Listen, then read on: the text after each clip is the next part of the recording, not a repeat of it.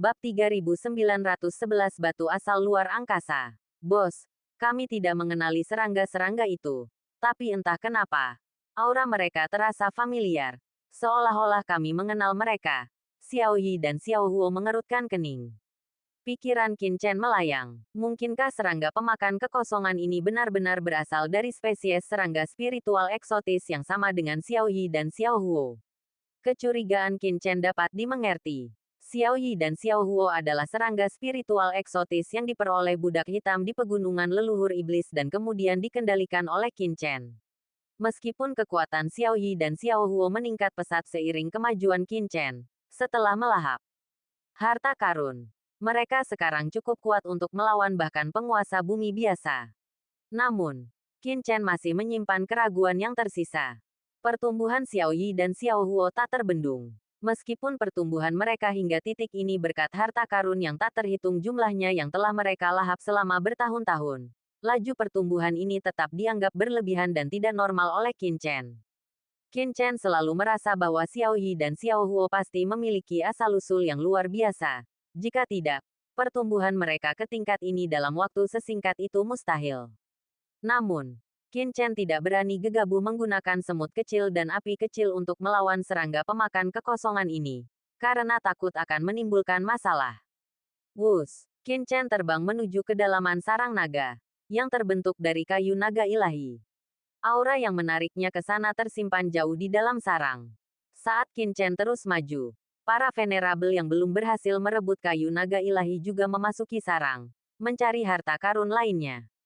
Yang mengejutkan Qin Chen, sarang itu ternyata berisi cukup banyak harta karun. Qin Chen tiba-tiba melihat benda hitam berkilauan jauh di dalam sarang. Ia mengambilnya dan melihat bahwa itu adalah sepotong ibu segala sesuatu, material langka dan berharga setingkat venerabel. Qin Chen bukan satu-satunya. Ia bertemu dengan venerabel lain di sepanjang jalan. Dan mereka juga menemukan beberapa material istimewa di dalam sarang. Esensi dari semua pohon. Raja dari semua hutan. Inilah batu kayu kekaisaran yang legendaris. Saat Qin Chen melewati sarang naga pendek, ia melihat seorang venerabel yang telah membersihkan sarang tanpa noda dan menemukan batu kayu kekaisaran. Cepat cari. Batu kayu kekaisaran tumbuh seperti urat mineral, memanjang tanpa henti. Pasti masih banyak yang harus digali. Melihat seseorang menggali batu kayu kekaisaran, para venerabel lain di sarang naga ini dipenuhi rasa iri dan segera memulai pencarian panik. Semua berharap menemukan batu kayu kekaisaran lainnya. Qin Chen melewati area lain di sarang naga. Area berkabut dengan pola spasial yang berfluktuasi. Ia melihat sekelompok venerabel terus-menerus melesat di dalam kabut spasial ini. Dilihat dari penampilan mereka, mereka jelas berasal dari ras yang sama. Mereka merasa ada sesuatu yang salah dalam kabut spasial ini dan bertekad untuk membersihkannya sepenuhnya. Ketemu. Ketua klan. Kami menemukan sepotong batu asal ruang. Tiba-tiba, seorang venerabel muda keluar dari kabut spasial dan berseru dengan penuh semangat. Di tangannya, ia memegang batu transparan yang tampaknya berisi batu asal ruang. Qin Chen, yang sedang lewat, juga terkejut. Ia pernah mendengar tentang batu asal luar angkasa ini. Batu ini adalah harta karun luar angkasa tingkat atas. Setelah dilebur ke dalam tubuh, batu ini dapat memungkinkan pemiliknya untuk menguasai kekuatan luar angkasa yang mengerikan, dan bahkan memungkinkan para master setingkat Earth Venerable untuk membentuk medan luar angkasa yang lemah. Batu ini adalah harta karun tingkat atas. Batu asal luar angkasa. Ada harta karun seperti itu. Itu milik klan Luoxia. Bunuh. Seketika, beberapa orang, para venerabel yang sedang mencari harta karun di sarang naga di sekitarnya tiba-tiba menyerbu, mencoba merampas batu asal luar angkasa dari venerabel muda itu. Siapa yang berani merampok harta karun klan Luoxiaku? Sebuah raungan marah menggema. Dan beberapa venerabel langsung bergegas keluar dari area kabut spasial, menyerang kelompok itu. Tiba-tiba, sebuah raungan meletus saat kelompok itu terlibat dalam pertumpahan darah yang dahsyat, bahkan menarik perhatian beberapa master venerabel bumi. Qin Chen mengabaikan mereka dan terus masuk lebih dalam. Membuang waktu di sini untuk mendapatkan batu asal luar angkasa tidak sepadan dengan usahanya. Ia sudah terlambat. Semakin dalam Qin Chen masuk, Aura yang menariknya semakin kuat. Ia merasakan gelombang energi naga mengalir deras di sekujur tubuhnya. Kekuatan yang cukup kuat untuk membuatnya meninggalkan segalanya. Qin Chen merasa bahwa benda di dalam sarang naga ini, yang menyerap darah dan aura naga sejati dari dalam dirinya, benar-benar tak tertandingi. Saat Qin Chen terus menggali lebih dalam ke sarang naga, ia melihat banyak venerabel mendapatkan keuntungan. Sarang naga ini benar-benar sebuah harta karun. Aku ingin tahu harta apa yang tersimpan di dalam bintang-bintang terbengkalai dan tanah misterius lainnya itu. Qin Chen bertanya-tanya, jika sarang naga ini begitu luar biasa, tempat lain mungkin juga menyimpan harta karun tingkat tinggi. Ia bertanya-tanya tempat apa ini, yang mampu menyimpan begitu banyak harta karun.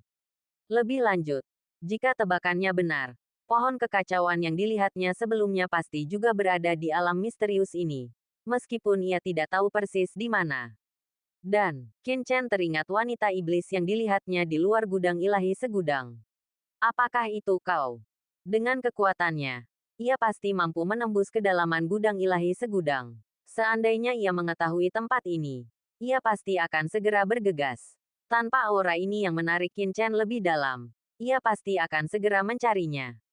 Sepanjang jalan, Qin Chen melihat banyak yang mulia menuai apa yang mereka miliki.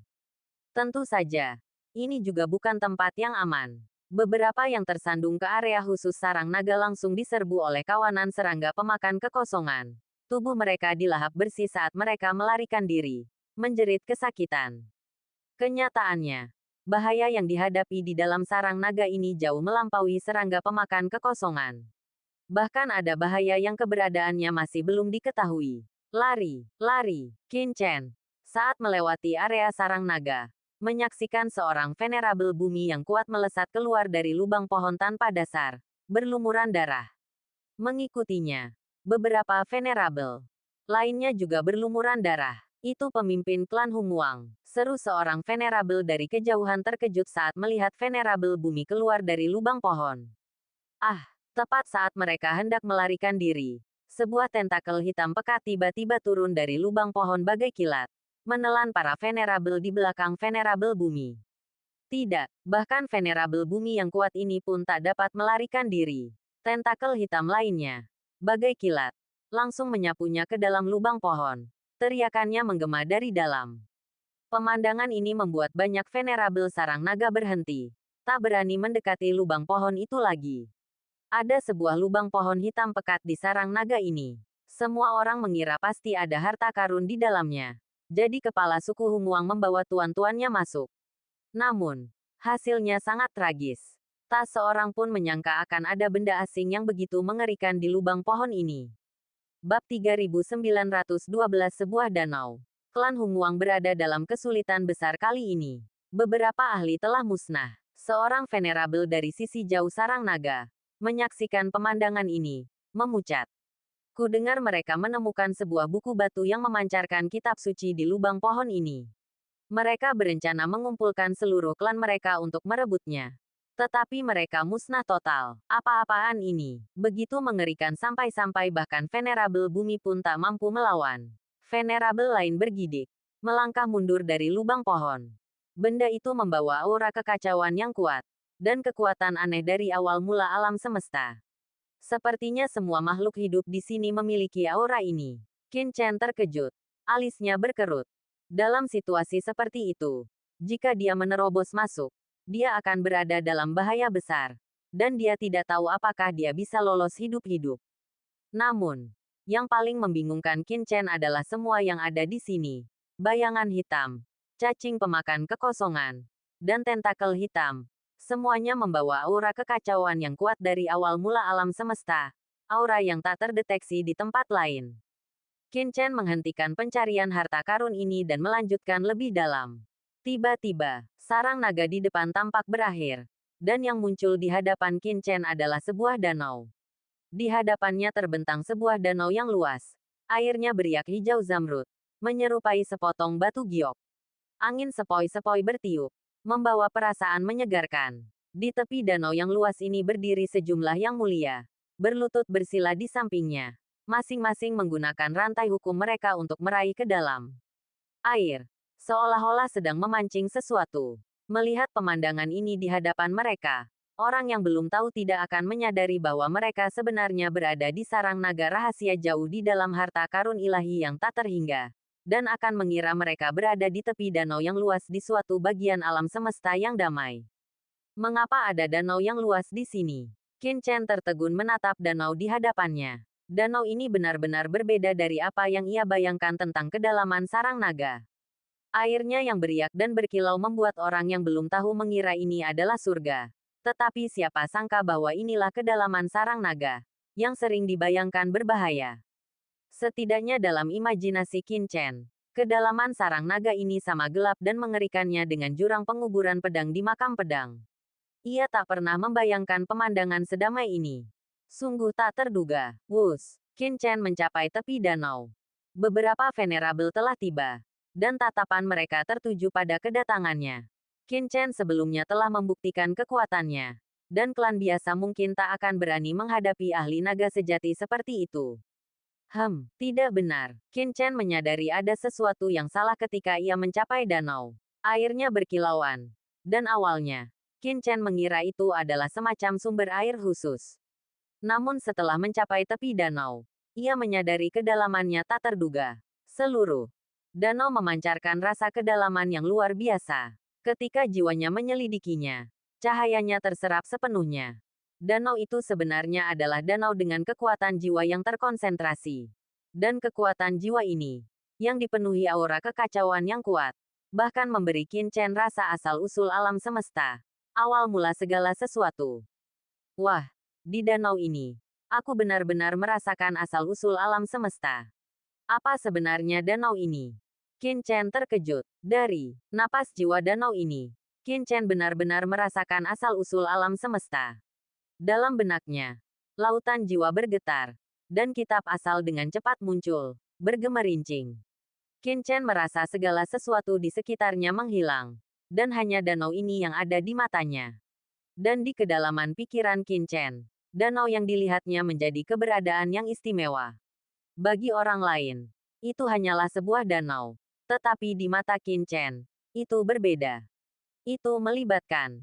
Mengenai asal-usul, awal mula, Qin Chen benar-benar terhanyut di dalamnya. Ia telah menyaksikan sesuatu yang sungguh luar biasa di dalam danau ini. Ia tak dapat menjelaskan dengan tepat apa itu. Tetapi ia merasa danau itu berisi asal-usul alam semesta. Bahkan hukum-hukum yang mengaturnya, serta hal-hal yang berkaitan dengan asal-usul, keabadian, hidup dan mati, bahkan seluruh alam semesta, setiap makhluk hidup. Qin Chen telah mencapai penguasaan yang luar biasa dalam Dao asal-usul, memiliki pemahaman yang mendalam tentangnya. Namun, saat menatap danau ini, ia tiba-tiba menyadari bahwa ia baru mengambil langkah kecil. Langkah pertama, di jalan menuju asal-usul, ia benar-benar baru menyentuh permukaannya. Qin Chen terpikat oleh danau itu. Pikirannya sepenuhnya terserap. Jiwanya terasa seperti ditelan lubang hitam. Ia merenung, memahami esensi asal-usul, mencari evolusi jalan tersebut. Jika jalan ini benar-benar dapat diselesaikan, itu akan sangat mengerikan. Apa yang akan terjadi pada Yang Mulia di bumi? Apa yang akan terjadi pada Yang Mulia di surga? Ini mewakili makna sejati dari asal-usul alam semesta. Terhanyut dalam evolusi ini, Qin Chen merasa seperti membatu. Namun, perhitungannya yang hingar-bingar telah menempatkannya dalam bahaya. Qin Chen tidak menyadari hal ini. Tetapi perhitungan dan wawasan yang hingar-bingar ini menguras darah, ki, dan bahkan energi hidupnya. Ia begitu terhanyut, bahkan tidak menyadarinya. Darah, ki, dan energi hidupnya terkuras hingga tingkat yang mengkhawatirkan sehingga rambutnya mulai memutih. Seolah-olah ia telah menua puluhan atau bahkan ratusan tahun dalam sekejap mata. Namun pada saat ini, ki naga sejati dalam diri Qin Chen tiba-tiba muncul. Dan asal waktu dalam pikirannya pun teraktivasi. Bahkan pohon iblis Myriad Words di dalam cakram giok penciptaan Qian Kun diam-diam mulai bergerak, melepaskan semburan kekuatan. Semburan kekuatan ini mengalir kembali ke dalam jiwa Qin Chen, dan api karma kekosongan serta asal waktu di dalamnya mulai melindunginya, menghentikan penuaannya, mencegahnya tersesat dalam asal surga, dan mengisi kembali darah, ki, dan energi hidupnya yang hilang. Para venerabel lainnya di tepi danau menyaksikan dengan takjub. Pada saat ini, tubuh Qin Chen dipenuhi energi naga, dan rambut hitamnya memutih, lalu hitam, lalu putih lagi, mengulangi pola ini tanpa henti. Ini mengejutkan para venerabel lainnya. Mereka juga bisa melihat sifat luar biasa danau ini. Tetapi tidak satu pun dari mereka memiliki reaksi yang sama seperti Qin Chen. Mata beberapa venerabel di sekitarnya berbinar. Mungkinkah karena Qin Chen adalah seorang ahli klan naga sejati? Sangat mungkin. Tempat ini berada jauh di dalam sarang naga. Mungkin danau ini benar-benar menyimpan kekuatan khusus bagi para master klan naga sejati. Karena reputasi Qin Chen sebelumnya, yang lain ragu untuk bertindak gegabah. Jika mereka tahu Qin Chen dalam bahaya, tidak bisa bergerak, mereka pasti akan menyesalinya. Boom! Setelah waktu yang tidak diketahui, Qin Chen tiba-tiba tersadar, dan seteguk darah menyembur keluar dari mulutnya. Baru setelah semburan darah ini dia merasa lebih baik. Dia menatap danau dengan ngeri. Dia bisa merasakan daya tarik kuat naga sejati yang terpancar dari kedalaman danau. Bab 3913 Makan buah mentah. Hampir saja, Qin Chen menatap danau di hadapannya dengan hati yang gemetar. Gelombang ketakutan dan kengerian membuncah dalam dirinya. Baru sekarang ia tersadar sepenuhnya, menyadari situasi mengerikan yang dialaminya. Jika bukan karena jiwa istimewanya, dan jika bukan karena harta karun seperti asal-usul waktu dan pohon iblis Myriad Words, ia pasti sudah terjerat sepenuhnya oleh kekuatan roh itu, bahkan menjadi bagian dari danau itu sendiri. Dan ini terjadi saat ia benar-benar tak sadarkan diri. Hati Qin Chen dipenuhi rasa takut yang tak berujung. Ia duduk bersila di tanah. Dan tiba-tiba, gelombang energi dan darah mengalir deras di dalam dirinya.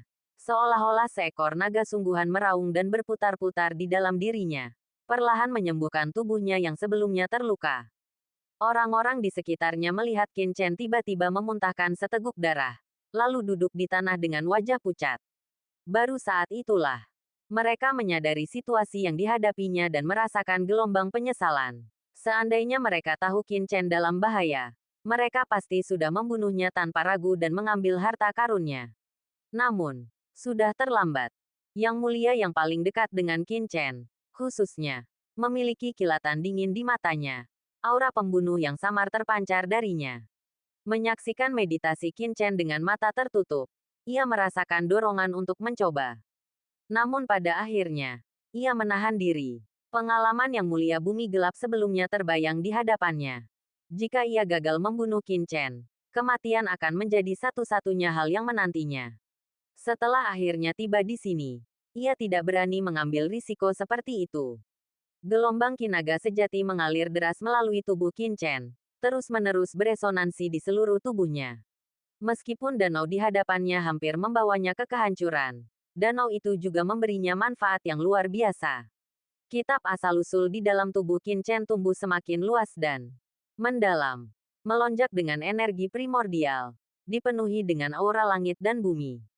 Kitab asal-usulnya mengandung makna penciptaan alam semesta, awal mula segala sesuatu. Aduh, Qin Chen tiba-tiba membuka matanya dan mendesah pelan. Meskipun kitab asal-usulnya telah mengalami beberapa perubahan, konsepsi artistiknya masih sangat lemah. Belum menunjukkan pemahaman sejati tentang asal-usul alam semesta atau kondisi pikiran yang sejati. Jika Qin Chen bisa bertahan lebih lama, ia mungkin akan mendapatkan wawasan yang lebih luas. Tetapi itu akan menempatkannya dalam bahaya yang lebih besar. Boom! Gelombang kekuatan mengalir deras di sekujur tubuh Qin Chen. Namun, kerusakan sebelumnya begitu parah sehingga betapapun ia mengerahkan ki dan darahnya, kerusakan itu tak dapat diperbaiki dalam waktu singkat. Terutama karena kitab asal-usul memancarkan pelangi ilahi. Melahap, sayangnya. Meskipun energi kacau di sini kaya, itu masih jauh lebih sedikit daripada yang ia peroleh dari kitab asal-usul. Perubahan pada tubuh Qin Chen juga menarik perhatian orang-orang di dekatnya. Rekan klan naga sejati ini benar-benar berkultivasi di sini. Apakah dia baru saja melihat sesuatu di danau jiwa ini? Sejak kami tiba di sini, kami belum pernah melihat orang menatap danau begitu lama, atau bahkan muntah darah, seperti dia. Sebagai anggota klan naga sejati, dan tempat ini jauh di dalam sarang naga, mungkinkah dia benar-benar mendapatkan sesuatu? Banyak orang berdiskusi dengan sarang naga yang terbentuk dari kayu naga ilahi di sini. Dan status Qin Chen sebagai anggota klan naga sejati. Kecurigaan tak terelakkan. Namun, sesaat kemudian, tindakan Qin Chen membuat semua orang semakin terdiam. Sebuah buah tiba-tiba muncul di tangan Qin Chen. Lalu ia memasukkannya ke dalam mulut dan mulai memakannya sedikit demi sedikit. Sial, dari mana datangnya si idiot ini? Makan buah di sini. Tidak mungkin. Detik berikutnya, mata semua orang terbelalak saat menyadari apa yang dimakan Qin Chen sebenarnya adalah buah kekacauan. Aura kekacauan yang berputar-putar merasuki buah itu, menyehatkan tubuhnya. Apakah orang ini sudah gila? Semua orang menatap Qin Chen dengan ngeri. Meskipun buah kekacauan adalah harta karun, buah itu tidak dimaksudkan untuk ditelan langsung. Buah itu mengandung kekuatan khusus, yang mampu merusak bahkan daging seorang yang mulia. Seperti yang telah diprediksi oleh para yang mulia, buah kekacauan, saat memasuki tubuh Qin Chen, melepaskan kekuatan yang mengerikan. Ini adalah kekuatan yang mengerikan, yang dihasilkan selama bertahun-tahun oleh pertumbuhan buah kekacauan, dan justru berbahaya. Alih-alih bermanfaat bagi yang mulia, yang lebih mengerikan lagi, kekuatan ini, yang lahir dari buah kekacauan itu sendiri dan berevolusi selama bertahun-tahun, bahkan tidak mampu menandingi kekuatan yang mulia. Bahkan Molly dan Raja Iblis Api Merah dapat menyerap kekuatan ini. Jadi bagaimana mungkin aku tidak menghilangkannya? Qin Chen mencibir. Tak terpengaruh. Bung, tanpa sepengetahuan siapapun. Gelombang kekuatan totem hitam tiba-tiba melonjak dari tubuhnya. Kekuatan totem ini memancarkan aura dahsyat. Menghancurkan. Meremukkan. Akhirnya, kekuatan ini langsung masuk ke dalam wujud naga Qin Chen. Menjadi bagian dari kekuatan fisiknya. Akhirnya, setelah menyerap buah kekacauan, kitab asal-usul di dalam tubuh Qin Chen dipenuhi dengan aura kekacauan yang melonjak, menjadi semakin dalam dan luas. Qin Chen dapat merasakan bahwa kitab asal-usulnya telah mengalami beberapa perubahan, tetapi ia belum dapat memahami detailnya. Wus, di bawah tatapan mata orang banyak, Qin Chen mengembuskan napas, membuka mata, dan berdiri dengan tenang. Ini mengejutkan semua orang. Mereka semua telah mendengar bahwa buah kekacauan tidak boleh ditelan begitu saja, karena pasti akan menyebabkan cedera tubuh. Namun, Qin Chen tetap tidak terluka. Mungkinkah buah kekacauan tidak berpengaruh pada naga sejati? Atau adakah alasan lain? Tepat ketika semua orang bertanya-tanya, Qin Chen telah tiba di hadapan Yang Mulia. Dari tangannya, ia memperlihatkan rantai hukum ilahi, yang meresap ke dalam danau jiwa. Melihat Qin Chen mendekat, Yang Mulia dengan gugup berdiri dan berseru, "Apa yang kau coba lakukan?"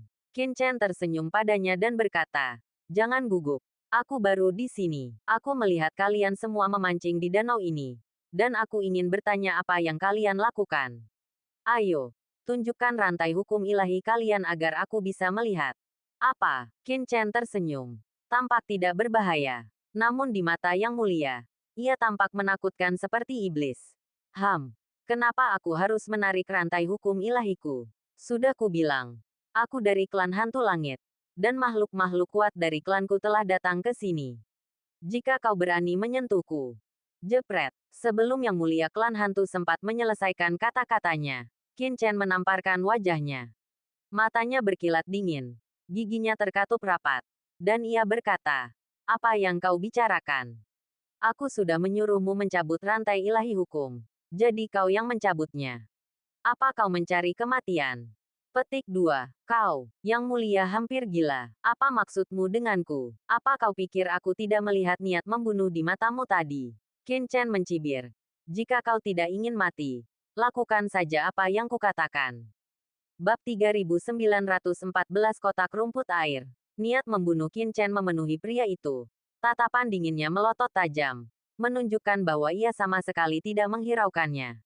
Hal ini membuat pria itu marah, membuatnya ingin melompat dan melawan Qin Chen sampai mati. Namun, ia menahan amarahnya, tahu bahwa meskipun ia melompat dan melawan, ia bukanlah tandingan Qin Chen. Bahkan satu tamparan dari Qin Chen pun dapat melukainya dengan parah. Ia hanya bisa menahannya. Apa maksudmu dengan aku? Qin Chen melirik pria itu. Tatapannya seolah-olah sedang menatap orang asing. Jika kau tidak ingin mati, tunjukkan rantai hukum ilahimu.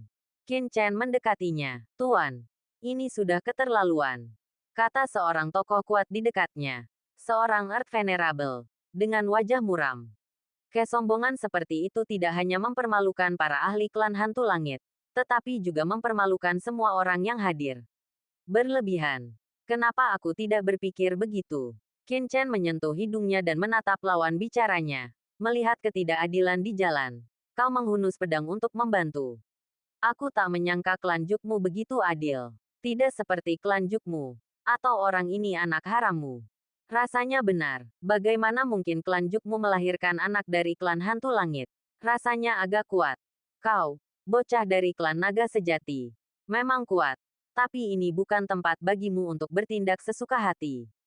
Penguasa bumi dari klan Juk sangat marah hingga seluruh tubuhnya gemetar. Dan janggutnya hampir menggulung. Tetapi rantai hukum ilahi di tangannya masih menyebar ke danau jiwa. Dan dia tidak bertindak gegabah. Oke, berhenti bicara. Pada saat ini, penguasa bumi lainnya berkata dengan suara berat, kalian hanya ingin tahu apa yang sedang kami lakukan. Danau yang kalian lihat sekarang berisi harta karun. Selama kalian memadatkan rantai ilahi hukum kalian menjadi tali, kalian bisa masuk jauh ke dalam danau jiwa ini. Dan kemudian kalian mungkin mendapatkan harta karun itu. Jika kalian ingin mendapatkan harta karun itu sendiri, kalian bisa menyusupkan rantai ilahi hukum ke dalamnya. Tidak perlu terlalu agresif. Oh, mencari harta karun. Mata Qin Chen berkilat. Dia menyadari bahwa orang-orang ini agak aneh.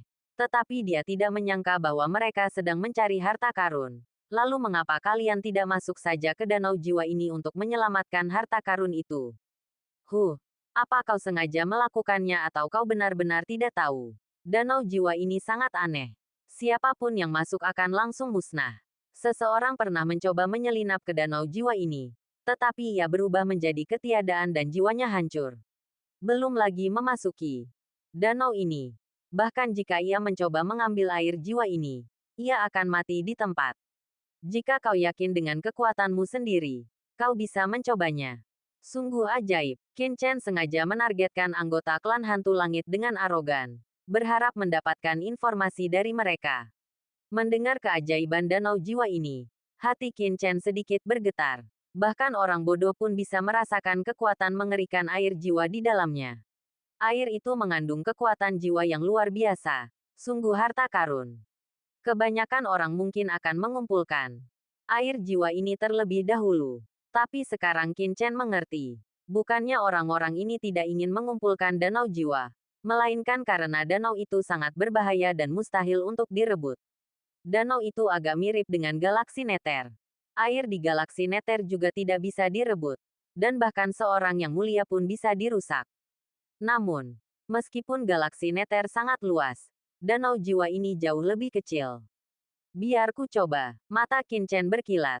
Dan ia segera mengaktifkan kekuatan cakram giok penciptaan Qian Kun. Qin Chen merasakan cakram giok penciptaan Qian Kun bergetar hebat. Dan seketika, danau jiwa di hadapannya. Qin Chen hendak mengambil air dari danau. Berhasil. Qin Chen sangat gembira. Saat itu, belum ada orang lain yang mampu mengambil air dari sungai bintang Neter.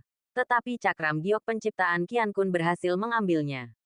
Sepertinya hal yang sama akan terjadi pada danau jiwa kali ini. Meskipun cakram giok penciptaan Qian Kun akan sangat sulit diambil, ia pasti mampu menampung air di dalamnya. Namun, Qin Chen tidak melakukannya. Rahasia ini belum bisa diungkapkan. Tarik rantai ilahi hukummu dan lihatlah. Lanjut Qin Chen. Berbicara kepada Yang Mulia Klan Hantu Langit. Kau, Yang Mulia Klan Hantu Langit hampir gila karena Qin Chen terus menatapnya.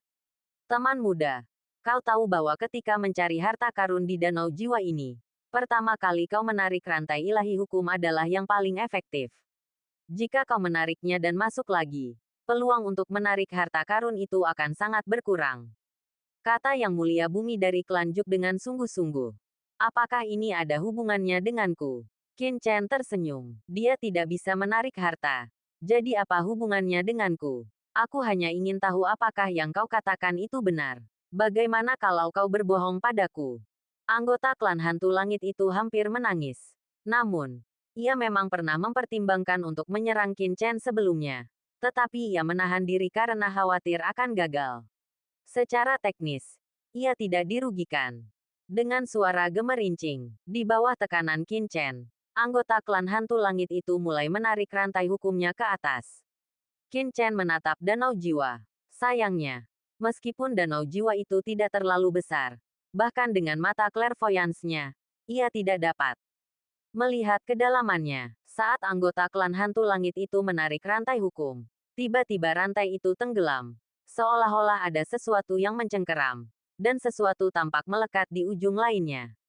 Wajah yang mulia klan hantu langit itu langsung dipenuhi dengan kegembiraan. Kali ini, Qin Chen tidak perlu berbicara.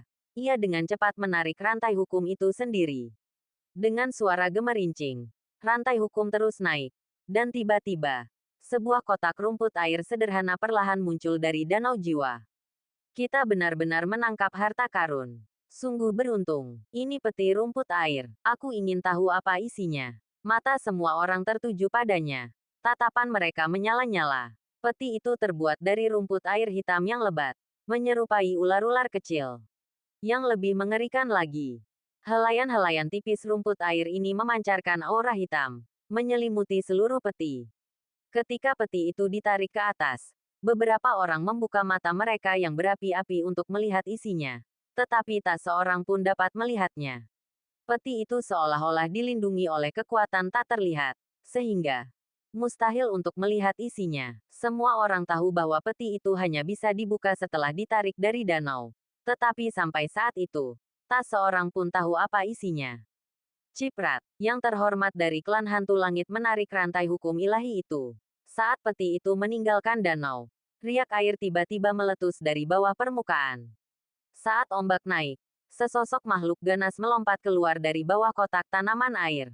Makhluk ganas ini sangat mirip dengan bayangan hitam itu. Ia berubah menjadi mulut hitam besar yang rakus dan menghampiri orang terhormat dari klan hantu langit untuk menggigitnya dengan ganas. Bab 3915 Monster Danau. Hati-hati, teriak yang lain serempak.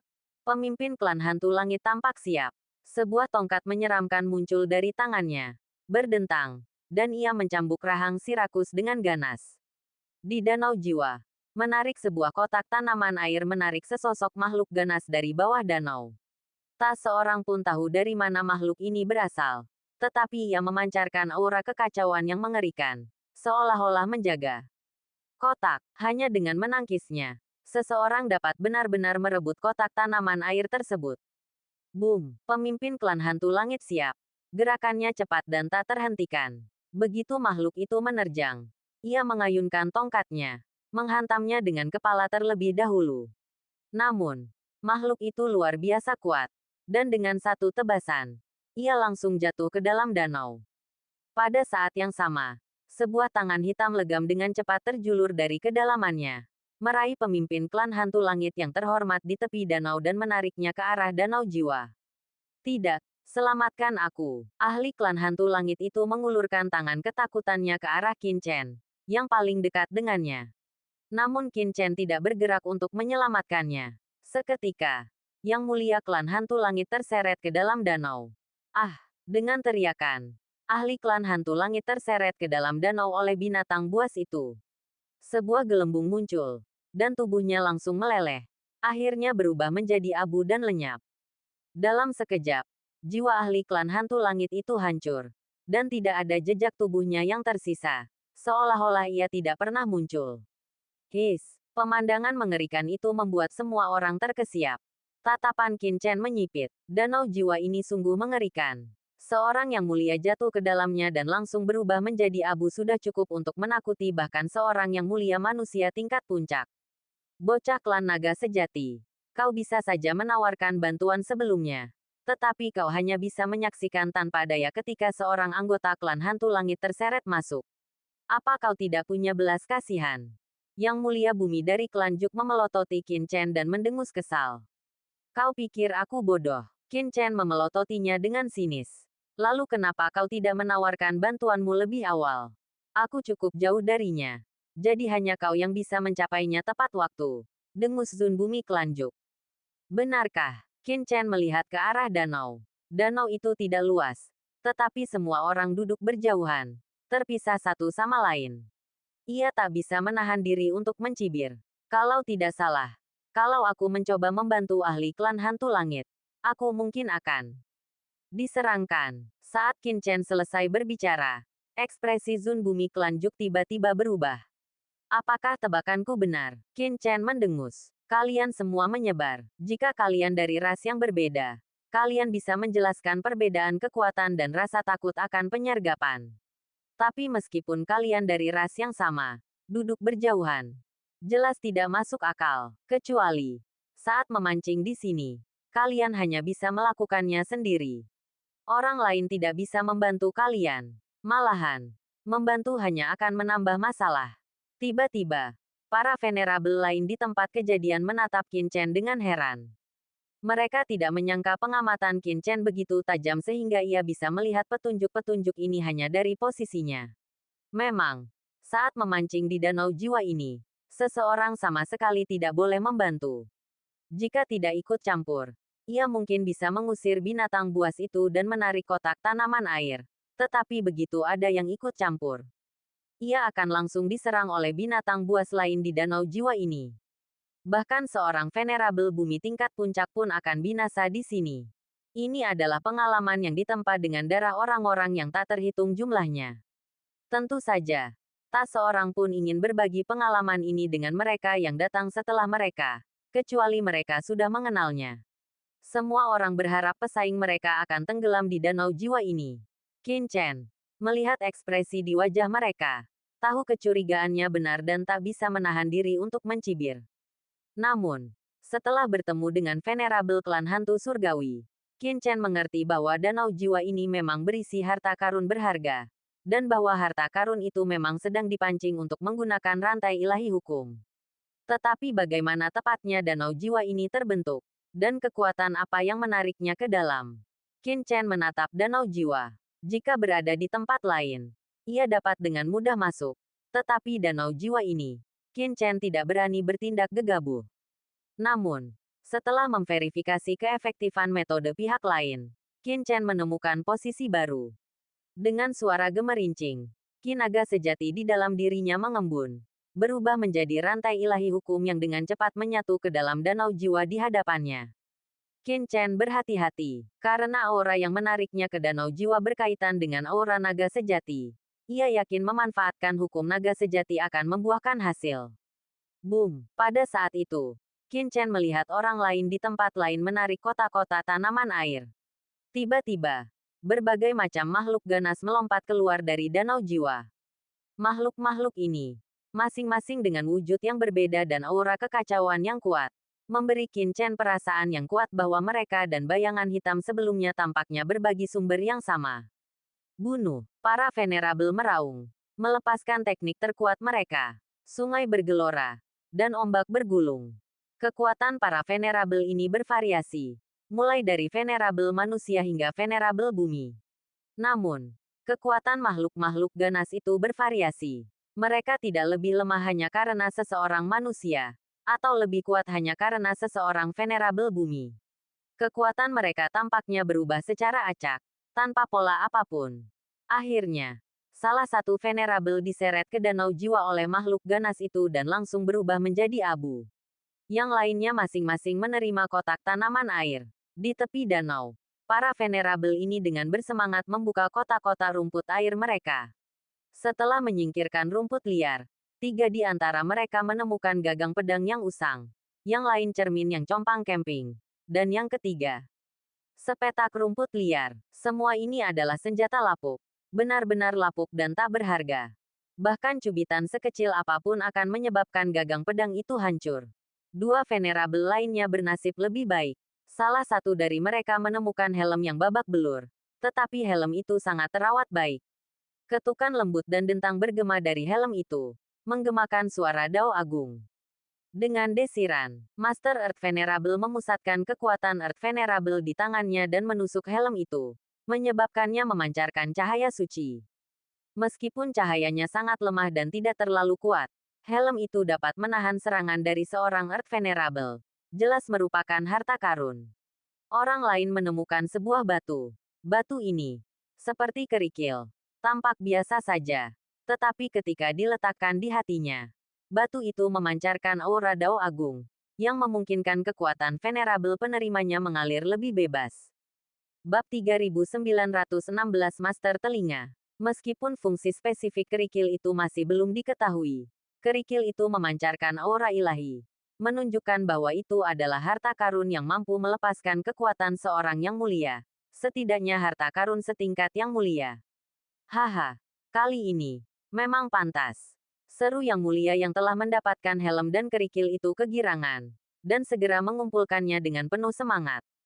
Harta karun ini, yang ditemukan jauh di dalam sarang naga, tidak dikenal karena sifat istimewanya. Setelah menangkap kotak tanaman air, baik yang mulia yang menemukan besi tua maupun dua orang yang menemukan harta karun segera mengumpulkan harta karun mereka dan segera meninggalkan danau jiwa. Hal ini membingungkan Qin Chen dan yang lainnya yang datang kemudian. Sampai mereka mendengar dari yang lain bahwa danau jiwa ini cukup unik. Umumnya, seseorang hanya dapat menangkap kotak tanaman air saat pertama kali mencoba menangkapnya. Setelah berhasil, akan sulit untuk menangkapnya. Lagi untuk kedua kalinya, bahkan mengangkat rantai hukum ilahi dengan mudah pun akan memberikan dampak tertentu pada penangkapan kotak tanaman air. Oleh karena itu, begitu para bangsawan ini memancing kotak tanaman air, terlepas dari apakah mereka menemukan harta karun atau tidak, mereka akan pergi. Nada bicara mereka menyiratkan bahwa mereka hanya membuang-buang waktu di sini dan lebih baik menjelajah ke tempat lain. Lagi pula, sarang naga hanyalah salah satu dari sekian banyak alam unik dan rahasia di kedalaman Myriad Divine Treasures. Ada juga banyak bintang terbengkalai dan situs-situs berharga lainnya. Dan siapa yang tahu apa lagi yang mungkin ditemukan. Hati Qin Chen mencelos mendengar ini. Dia yakin bahwa kekuatan yang menariki naga sejati di dalam dirinya berasal dari danau jiwa ini. Tetapi dia tidak dapat menjamin bahwa dia akan mampu menariknya. Jika dia menangkap sesuatu yang lain, semuanya akan berakhir. Sekalipun Qin Chen kuat, dia tidak akan bisa memasuki danau jiwa ini dan mencari harta karun yang menariknya. Dia harus sangat berhati-hati. Qin Chen menyalurkan rantai hukum ilahi, yang berubah dari ki naga sejati, ke dalam danau jiwa dan mulai secara bertahap memahami komposisinya. Mencoba memanfaatkan pengalamannya memancing di galaksi Nether untuk memancing harta karun di dalamnya. Oleh karena itu, ia tidak langsung mencoba merasakan harta karun apa yang tersembunyi di bawah danau. Sebaliknya, ia berfokus pada merasakan formasi danau dan aura air jiwa. Berdengung, kesadaran spiritual Qin Chen sepenuhnya terserap di dalamnya. Sementara Qin Chen merenung, para venerabel terus berdatangan di sekitar danau jiwa. Setelah mengamati situasi, mereka semua mulai memancing. Setiap kali sebuah kotak tanaman air dipancing, beberapa berhasil menjarahnya, sementara yang lain terseret ke danau jiwa dan tewas secara tragis. Setelah tewas secara tragis di danau jiwa, jasad mereka tidak pernah ditemukan, tenggelam ke dasar sungai. Qin Chen tinggal di sana selama beberapa hari. Rantai hukum ilahinya tidak menembus kedalaman danau, hanya merasakannya. Selama hari-hari ini, beberapa tidak menemukan apapun, sementara yang lain mendapatkan barang-barang berharga, tetapi masih belum menemukan harta karun yang benar-benar menggemparkan dunia. Danau jiwa. Menarik. Hari itu, saat Qin Chen masih merasakan danau jiwa, sebuah suara teredam bergema. Suara teredam ini bergema di sekitar danau, seolah terngiang di telinga semua orang. Meskipun suara itu bergema di sekitar danau, orang yang berbicara itu tidak terlihat. Tak satu pun dari orang-orang yang memancing di sana lemah. Kini, karena mereka hanya mendengar suara itu tetapi tidak dapat melihat orangnya, banyak orang terkejut mengetahui bahwa orang yang berbicara itu adalah pria yang luar biasa kuat. Dengan suara mendesing, tepat ketika banyak yang mulia menoleh ke arah pembicara, sebuah suara tiba-tiba terdengar, dan sesosok muncul di antara kerumunan. Sosok itu adalah seorang guru yang agak gemuk, matanya berbinar. Ia tampak tidak berbahaya, jelas seorang manusia, tetapi aura yang dipancarkannya membuat wajah semua orang berubah warna. Gelombang tekanan berkumpul. Jelas seorang yang mulia bumi tingkat puncak. Banyak orang langsung waspada. Seorang yang mulia bumi tingkat puncak. Itu bukan prestasi kecil. Seseorang dengan kekuatan seperti itu pasti tidak akan dikenal. Namun yang mengejutkan semua orang adalah mereka bahkan tidak mengenali Yang Mulia Bumi tingkat puncak ini. Siapakah orang ini? Apakah umat manusia memiliki Yang Mulia Bumi tingkat puncak seperti itu? Umat manusia memiliki banyak faksi teratas, seperti Istana Dewa Void, Istana Dewa Bintang, Gunung Dewa Dayu, dan Tiangong, sebagai contoh. Namun, terlepas dari faksi mana mereka berasal, seorang guru sekaliber ini seharusnya tetap tidak dikenal. Mengapa kita belum pernah melihat orang ini sebelumnya? Banyak orang diam-diam membahas hal ini, berbisik di antara mereka sendiri. Jelas, Yang Mulia Bumi tingkat puncak ini sangat mengejutkan mereka. Tak heran, para master seperti Myriad Meteorites, yang telah mencapai level ini, hampir semuanya telah bertempur di medan perang semua ras atau menjelajahi alam semesta. Jarang bagi mereka untuk tetap tak dikenal dan tak dikenali. Kecuali, tentu saja, mereka menyembunyikan wajah mereka. Puncak Earth Venerable ini mendekati Danau Jiwa, tampak berpikir. Yah, tuanku berkata bahwa kali ini, Myriad Divine Treasures akan mengungkapkan harta karun yang menakjubkan. Dan benar saja, aku benar-benar pernah melihat sesuatu seperti ini. Puncak Earth Venerable ini menatap danau di depan, dengan ekspresi terkejut di matanya, seolah-olah ia mengenali Danau Jiwa. Sayang sekali, tuanku tidak akan bisa menikmati ini. Puncak Earth Venerable yang agak gemuk itu mendesah. Matanya dipenuhi dengan kesungguhan dan ketakutan. Kemudian, ia memancarkan rantai hukum ilahi, yang dengan cepat menyatu ke dalam danau. Kekuatan jiwa bela diri. Qin Chen merasakan rantai hukum ilahi pihak lain. Tatapannya langsung tertuju. Ia merasakan secercah samar kekuatan jiwa bela diri dalam aura hukum lawannya. Kekuatan ini, yang sebelumnya dirasakan Qin Chen pada leluhur jiwa bela diri dari alam surga timur, menunjukkan bahwa orang ini telah mengembangkan jiwa bela diri, sama seperti Qin Chen, yang berasal dari benua Tianwu dan memiliki garis keturunan dalam dirinya. Jika ia tidak menggunakan rantai hukum ilahi yang dipadatkan dari Qi naga sejati untuk memancing di kotak tanaman air, melainkan menggunakan rantai hukum ilahi dari tubuhnya sendiri, maka ada kemungkinan besar sebagian aura kekuatan garis keturunan akan terukir dalam jiwa mereka. Meskipun aura garis keturunan ini telah sepenuhnya terserap ke dalam tubuhnya setelah menerobos alam suci, aura tersebut masih dapat dirasakan jika seseorang merasakannya dengan saksama. Krak, begitu rantai hukum ilahi memasuki danau jiwa. Danau jiwa itu mulai beriak dengan cepat. Secepat itu, semua orang terkejut. Orang ini terlalu cepat. Bukan. Banyak orang datang ke sini selama berhari-hari dan tidak dapat menangkap kotak tanaman air. Tetapi ia justru telah menarik kotak tanaman air beberapa saat yang lalu. Ini sungguh menakjubkan. Suara gemericik air terdengar. Di hadapan semua orang, puncak bumi mulia ini menarik rantai ilahi hukum. Benar saja. Semua orang melihat sebuah kotak tanaman air. Dan kotak tanaman air ini lebih dari 2 kali lipat ukuran kotak-kotak sebelumnya. Bab 3917 sebenarnya adalah makhluk hidup. Saat kotak tanaman air muncul, suara cipratan bergema, dan beberapa makhluk ganas muncul dari danau jiwa. Pria yang agak gemuk itu tidak menunjukkan rasa takut. Dengan teriakan pelan, ia mengangkat tangannya, dan beberapa aliran cahaya langsung melesat keluar dari tangannya. Titik, puff, puff, puff. Terdengar suara-suara, dan kilatan cahaya dingin menyambar ke bawah. Dalam sekejap, makhluk-makhluk itu terbunuh. Ia tiba-tiba mengangkat kotak tanaman air dan, di hadapan kerumunan, lenyap dalam sekejap. Tidak diketahui apakah kotaknya berisi harta karun. Sangat kuat. Ketika Venerable Bumi Puncak yang menyebut dirinya Ear Master menghilang, para Venerable lain yang hadir menghela napas lega. Tidak ada yang ingin berada di dekat Master seperti itu, terlalu berbahaya. Master. Mengapa nama itu terdengar familiar? Gumam seorang Venerable Bumi. Pernahkah Anda mendengar tentang dia? Seketika, banyak orang memandang Venerable Bumi tua yang baru saja berbicara. Lagi pula, aneh bahwa Master seperti itu tidak dikenal. Lagi pula, jika pihak lain adalah ras yang tersembunyi dan kuat, akan mudah untuk menghadapinya. Misalnya, klan naga sejati Qin Chen memiliki beberapa tokoh kuat yang jarang diketahui dunia luar. Namun, Seorang master dari umat manusia seperti itu seharusnya tetap tidak dikenal. Pernahkah kau mendengar tentang benua langit mendalam? Tanya venerabel bumi tua itu dengan sungguh-sungguh. Apakah kau sedang membicarakan benua langit mendalam? Tempat Sang Maha Agung yang bebas dan mudah naik ke surga setelah memulihkan surga. Seseorang kehilangan suaranya. Memang, benua langit mendalam adalah benua untuk mengembangkan jiwa bela diri. Ku dengar setelah Sang Maha Agung yang bebas dan mudah naik, sekelompok master di bawah komandonya juga naik bersamanya.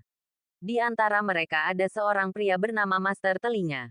Ia mengembangkan jiwa bela diri telinga surgawi. Yang sungguh menakjubkan. Tetapi aku hanya pernah mendengar tentangnya dan belum pernah melihatnya.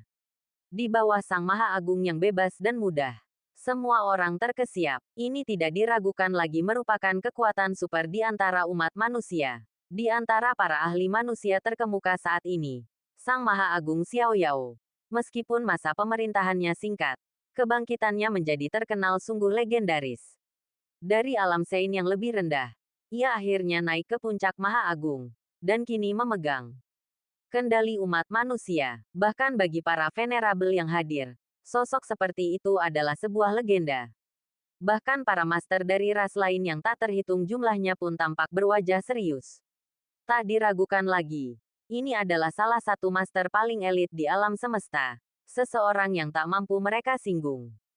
Xiao Yao Supreme, gumam Qin Chen. Ia telah mendengar nama itu berkali-kali. Dapat dikatakan bahwa di masa-masa genting yang ekstrim, kemunculan tiba-tiba Xiao Yao Supreme lah yang memberi umat manusia kelegaan dan memulihkan dunia manusia. Golden Scale Heavenly Venerable, yang telah menyelamatkannya di alam surga timur, berada di bawah komandonya. Jika aku mendapat kesempatan, aku ingin bertemu dengan jurumudi umat manusia ini. Desah Qin Chen. Kemudian, semakin banyak venerabel yang datang dan pergi. Qin Chen terus memahami danau jiwa. Ia mengaktifkan teknik jiwa surgawi terlarang. Dan tiba-tiba, kekuatan jiwa di danau itu perlahan menjadi jelas di benak Qin Chen. Kekuatan jiwa yang berbeda memiliki sifat yang berbeda pula. Teknik jiwa surgawi terlarang milik Qin Chen sangatlah kuat, mampu menghancurkan sebagian besar kekuatan jiwa di dunia. Namun, kekuatan jiwa di danau jiwa ini tidak dapat diurai oleh teknik jiwa surgawi yang terlarang. Meskipun tidak dapat diurai, analisis sederhana masih memungkinkan. Seiring Qin Chen mendapatkan lebih banyak wawasan, ia semakin menyadari kekuatan mengerikan danau jiwa ini. Mustahil. Qin Chen tercengang ketika teknik terlarang jiwa surgawi miliknya, yang dipadukan dengan rantai ilahi hukum, berhasil menembus danau jiwa sepenuhnya. Kekuatan jiwa yang terkandung dalam setiap tetes air di danau jiwa ini begitu dahsyat hingga tak tertandingi, bahkan mengejutkan Qin Chen. Alasan mengapa danau jiwa ini tidak dapat diserap justru karena kekuatan jiwa yang terkandung di dalamnya terlalu dahsyat. Bahkan seorang yang mulia pun tak dapat menyerapnya dengan mudah. Bagaimana mungkin? Qin Chen adalah seorang yang mulia manusia. Dan bahkan ada yang mulia bumi yang hadir. Semuanya adalah master tingkat atas di alam semesta. Namun, kekuatan jiwa Qin Chen dan rekan-rekannya bahkan tak dapat dibandingkan dengan setetes air pun di danau jiwa ini. Bagaimana danau jiwa ini terbentuk? Pantas saja kita tidak bisa menyerapnya sama sekali. Danau jiwa ini mungkin tampak biasa saja. Tetapi kenyataannya, setiap tetes airnya mengandung massa yang tak tertandingi beratnya. Lebih lanjut, danau ini mengandung aura primordial yang menakjubkan dari kekacauan kuno dan hukum-hukum yang menakjubkan. Bukannya tidak bisa diambil, tetapi kita yang tidak bisa menyerapnya. Ini seperti Qin Chen dan kelompoknya yang mencoba menyerap sesuatu. Tetapi setetes air dari danau jiwa ini pun beratnya setara dengan bintang neutron. Wajar saja, mustahil untuk mengangkatnya dengan mudah. Tidak, mata Qin Chen berbinar. Bahkan jika aku tidak bisa menyerapnya dengan kekuatanku saat ini, teknik jiwa surgawi terlarang dan pohon iblis Myriad Words mungkin bisa menyerapnya. Teknik jiwa surgawi terlarang milik Qin Chen sangat kuat, mampu menyerap kekuatan jiwa dari dunia luar, sekuat apapun. Lebih lanjut, pohon iblis Myriad Words juga dapat menyerap kekuatan jiwa, dan kekuatan jiwa tersebut bahkan memiliki efek nutrisi yang mendalam pada pohon iblis Myriad Words. Mungkin teknik jiwa surgawi terlarang dan pohon iblis Myriad Words dapat menyerap kekuatan dari danau jiwa. Ia segera bertindak. Qin Chen menggunakan aura naga sejatinya untuk melindungi dirinya sambil diam-diam menyalurkan teknik jiwa surgawi terlarang dan pohon iblis Myriad Words. Perlahan-lahan mencoba menyerap kekuatan danau jiwa.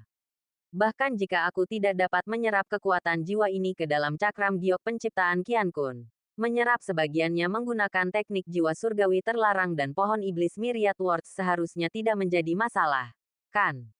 Namun, tepat ketika Qin Chen mencoba menyerap kekuatan jiwa dari danau jiwa menggunakan teknik jiwa surgawi terlarang dan pohon iblis Myriad Words, sebuah kekuatan misterius melonjak di dalam danau jiwa. Secara tak terduga menghalangi penyerapan teknik jiwa surgawi terlarang dan pohon iblis Myriad Words milik Qin Chen. Ini mustahil. Mata Qin Chen dipenuhi kejutan. Jiwa adalah sesuatu yang istimewa. Ketika berada di dalam pikiran, ia adalah makhluk hidup. Misalnya, jika seseorang mencoba menyerap atau merasuki jiwa Qin Chen secara alami dapat mengerahkan kekuatan jiwanya untuk melawan. Namun, danau jiwa di hadapannya, secara teori, seharusnya tidak aktif. Kumpulan jiwa khusus yang terbentuk selama bertahun-tahun tak terhitung jumlahnya di dalam kehampaan ini. Namun, sekarang, danau jiwa ini menolak teknik jiwa surgawi terlarang Qin Chen dan penyerapan serta pelahapan pohon iblis dunia segudang. Sangat mengejutkan Qin Chen. Mungkinkah mata Qin Chen tiba-tiba melebar? Hanya ada satu kemungkinan. Danau jiwa ini memiliki kesadaran. Dan karena itu dapat menahan penyerapan Qin Chen. Desis. Danau jiwa ini benar-benar hidup. Pada saat ini, Qin Chen bergidik ketakutan. Menatap danau dengan tak percaya. Bab 3918 sebuah solusi. Ia tak pernah menyangka danau jiwa ini benar-benar hidup. Seketika, kulit kepala Qin Chen merinding. Bulu kuduknya berdiri. Dan ia merasa ingin berbalik dan lari. Jika danau jiwa ini hidup, berarti itu adalah jiwa dari suatu makhluk sakti. Jika demikian, seberapa mengerikankah makhluk seperti itu? Dewa tertinggi surgawi, makhluk tertinggi, atau bahkan lebih kuat.